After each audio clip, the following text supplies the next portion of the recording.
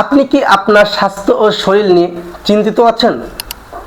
তাহলে আমাদের প্রতিদিন স্বাস্থ্যবিধি অনুযায়ী 10 থেকে 15 গ্রাম রসুনের আচার খাওয়া অভ্যস্ত করতে হবে। রসুনের আচার খেলে আমাদের শরীরের বিভিন্ন সমস্যা থেকে মুক্তি পেতে পারি, যেমন ডায়াবেটিস অতিরিক্ত হয়ে গেলে সেটা কন্ট্রোল করতে সক্ষমতা হয়। সর্দি কাশি, এটা আমাদের অনেক সময় আছে যে একটু পরিশ্রম হলে, একটু ঠান্ডা সর্দি লাগলে আমাদের এটা বলে লেগেই থাকে সর্দি কাশিটা। তাই আমাদের প্রতিদিন রসুন আচার খাওয়াটি অভ্যাস করতে হবে।